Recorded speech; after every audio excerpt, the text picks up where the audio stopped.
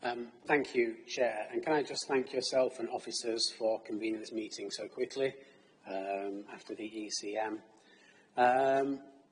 Today, we're discussing an issue that is deeply affecting the people of Bolton, which is the unregulated proliferation of housing in multiple occupation and the urgent need for an immediate Article 4 directive to manage them effectively.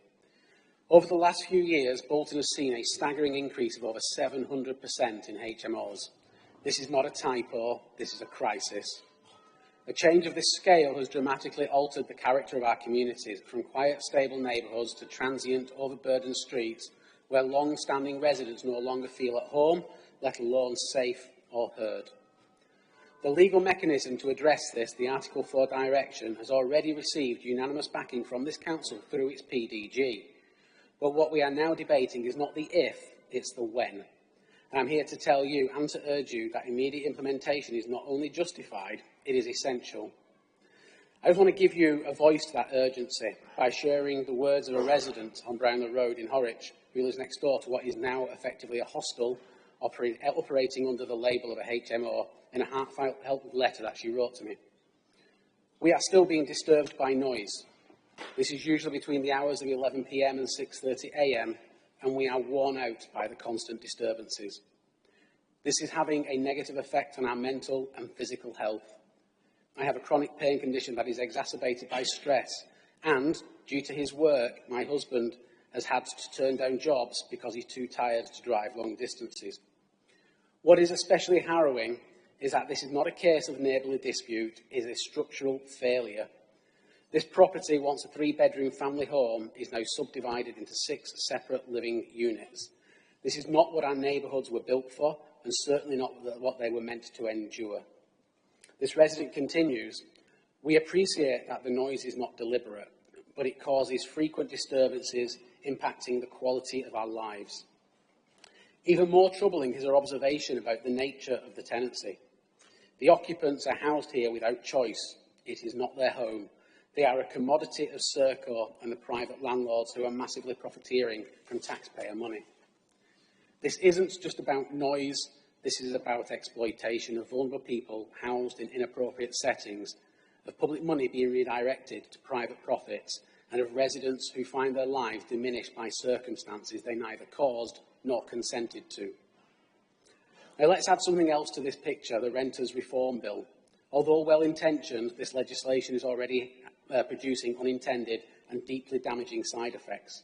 Right now, unscrupulous landlords, knowing that the bill will remove their power to issue no-fault evictions, are rushing to evict families using Section 21 notices whilst they still can. And what happens next? They convert the properties into HMOs, or worse, hand them over to third parties like Serco, who use them for asylum or emergency accommodation, entirely bypassing the safeguards that exist for proper planning or local accountability. These landlords are profiting handsomely, all the while shirking their responsibilities that come with real tenancy management. No upkeep, no long-term commitments, no local engagement, just easy money and no liabilities. Meanwhile, families, including some born and raised in these communities, are left homeless, unable to find affordable housing in a market being hollowed out by conversion and profiteering. This is not housing policy, this is economic displacement dressed up as progress. A non-immediate Article 4 directive does nothing to stop this tide. It sends the message that we are willing to tolerate further conversions for another 12 to 18 months while landlords rush to exploit the planning loophole. That would be a mistake. By the time the non-immediate Article 4 is enacted, the damage will be done and it will be irreversible for dozens across our borough. Let us be clear, the law allows for immediate implementation precisely in case of demonstrable harm, and this is one of them. We have the evidence, we have the residents' testimony, we have the data. We cannot hide behind the argument that immediate Article 4s are unusual or inconvenient. The real inconvenience is being suffered by the residents who live with the noise, the stress, the overcrowding and the loss of community cohesion. Some have argued that Article 4 is not a panacea, and I agree. It is not a silver bullet, but it is a shield. And right now, our communities have no shield at all. It gives local people a say in places scrutiny where there currently is none. It restores a balance that has tilted far too much in favour of absentee landlords and outsourced contractors. And finally, Chair, if councillors are unwilling to enact an immediate Article 4 directive across the entire borough due to fears of potential compensation claims, then I say that is down to them. And if that is the decision today, then I will move a motion to call this to full council. Thank you, Chair.